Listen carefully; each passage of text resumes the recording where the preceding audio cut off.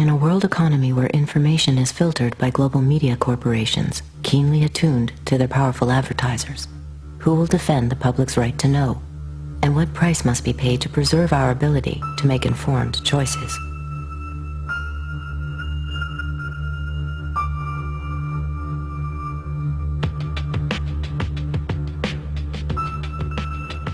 What Fox Television told us was that we were just the people to be the investigators. Do any stories you want, ask tough questions, and get answers. So we thought, this is great, this is a dream job. Fantastic. The very first thing they had us do was not to research stories, but to shoot this promo, which was The Investigators. Uncovering the truth, getting results, protecting you. And they had a film crew and a smoke machine, and we were silhouetted. Investigative reporter Steve. One of the first stories that Jane came up with was the revelation that most of the milk in the state of Florida and throughout much of the country was adulterated with the effects of bovine growth hormone, the artificial hormone that farmers were injecting into their cows so that they would produce more milk. With Monsanto, I didn't realize how effectively a corporation could work to get something on the marketplace. The levels of coordination they had to have. They had to get university professors into the fold. They had to get experts into the fold. They had to get reporters into the fold. They had to get the public into the fold. And of course the FDA, let's not leave them out. They had to get the federal regulators convinced that this was a fine and safe product to get it onto the marketplace. And they did that. They did that very, very well. It's a great time to be a high-producing cow. Posilac One Step, bovine somatotropin by Monsanto. The federal government basically rubber-stamped it before they put it on the marketplace. The longest test they did for human toxicity was 90 days on 30 rats. Posilac is the single most tested new product in history and is now available to you specifically so you can increase your profit potential. And then either Monsanto misreported the results to the FDA, or the FDA didn't bother to look in depth at Monsanto's own studies. The scientists within Health Canada looked very carefully at bovine growth hormone and came to very different conclusions than the Food and Drug Administration in the U.S. did. Monsanto's engineered growth hormone did not comply with safety requirements. It could be absorbed by the body and therefore did have implications for human health. Mysteriously, that conclusion was deleted from the final published version of their report. They knew there were problems. They saw serious potential human health problems, and they stood up in Canada and said, we're not going to approve this because we don't believe it's safe. We have been pressured and coerced to pass drugs of questionable safety, including the RBST. I personally was very concerned that there's a very serious problem of secrecy, conspiracy, and things of that nature, and something needs to be done. The FDA was then on the hot seat. They had to come up with an answer. They didn't come up with a good one. And they never took the opportunity then. I mean, what would they do? Pull it off the market and say, we need to now do the job that we didn't do the first time? They didn't do that. We wrote the story. We had it ready a week beforehand. They bought ads. Farmers in the milk industry say it's safe, but studies suggest a link to cancer. Don't miss this special report from the investigator. That Friday night before the Monday this series was to begin, the fax machine spit out a letter from this very high-priced lawyer in New York that Monsanto had hired. It contained a lot of things that were just off-the-wall false, just demonstrably false. But if you didn't know the story and you didn't know how he had gone about producing it, would have scared you as a broadcaster, as a manager. And they decided that they would pull the story and they would just check it one more time. But the bottom line was that there was no factual errors in that story. Both sides had been heard from. Both sides had had an opportunity to speak.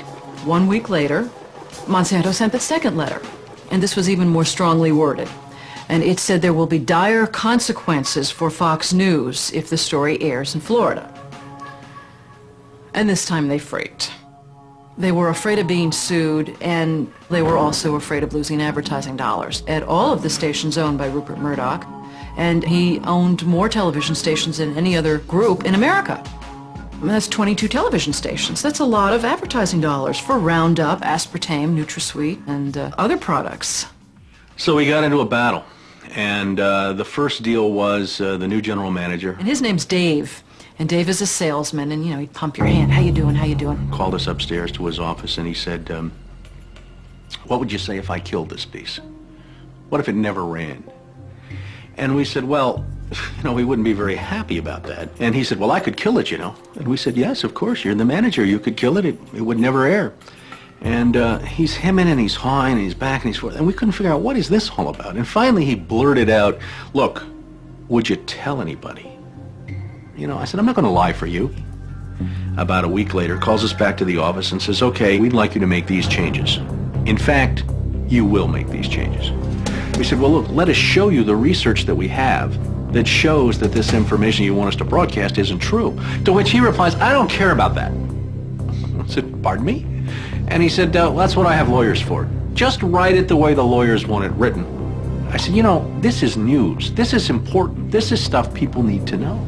And I'll never forget, he didn't pause a beat, and he said, we just paid $3 billion for these television stations. We'll tell you what the news is. The news is what we say it is. I said, I'm not doing that. And he said, if you refuse to present this story the way we think it should be presented, you'll be fired for insubordination. I said, I will go to the Federal Communications Commission and I will report that I was fired from my job by you, the licensee of these public airwaves, because I refused to lie to people on the air. And it's thank you very much. You'll hear from us right away. Well, 24 hours came and went and we didn't hear a thing. And about a week later he calls us back, and now we've changed strategies. How about if we pay you some money and you just go away? And I said, how much money? Because, when somebody offers to bribe you like that, I always want to know if it might be worth it. He was going to offer us the rest of our year's salary if we agreed not to talk about what Monsanto had done, to not talk about the Fox corporate response in suppressing the story, and to not talk about the story. Not talk about BGH, again, anywhere. Not take the story to... And he said, are you going to sign? And we said, nah, Dave, we're not going to sign that. And he said, well, send it back, okay? I said, no, Dave, we're not going to send that back. It was, okay, we can't buy you out. We can't shut you up. Let's get the story on the air in a way that we can all agree it will go on the air. And we started rewriting and editing with their lawyers. Well, during this 8-month re-review process, I say, jokingly, they did things like, for example, they wanted to take out the word cancer. You don't have to identify what the potential problem is. Just say human health implications. Any criticism of Monsanto or its product, they either removed it or minimized it. And it was very, very clear, I would say, almost every edit they made to the piece, that was the aim. And we changed this and this and this, and then that wasn't good enough. Okay, now change this and this and this. Now change this and this. Version after version after version, 83 times. 83 times is unheard of. It doesn't happen. You shouldn't have to rewrite something 83 times. Obviously, they didn't want to put the thing on the air, and they were trying to drive us crazy and get us to quit or wait until the first window in our contract so that they could fire us. They, in effect, announced that they were going to fire us for no cause. Well, this was a little much. And Steve wrote a letter to the lawyer in Atlanta, whose name is Carolyn Forrest, the Fox corporate lawyer. And I said, this isn't about being fired for no cause. You're firing us because we refused to put on the air something that we knew and demonstrated to be false and misleading. That's what this is about. And because we put up a fight, because we stood up to this big corporation, and we stood up to your editors, and we stood up to your lawyers, and we said to you, look, there ought to be a principle higher than just making money. And she wrote a letter back and said, you are right. That's exactly what it was. You stood up to us on this story, and that's why we're letting you go. Big mistake. Big mistake. That says retaliation. You can't retaliate against employees if they're standing up for something that they believe is illegal, that they don't want to participate in. So that gave us the whistleblower status that we needed in the state of Florida to file a whistleblower claim against our employer. What Fox neglected to report is this. Jane sued Fox under Florida's whistleblower statute, which protects those who try to prevent others from breaking the law. But her appeal court judges found that falsifying news isn't actually against the law. So they denied Jane her whistleblower status, overturned the case, and withdrew her $425,000 award. Canada and Europe have upheld the ban on RBGH, yet it remains hidden in much of the milk supply of the United States.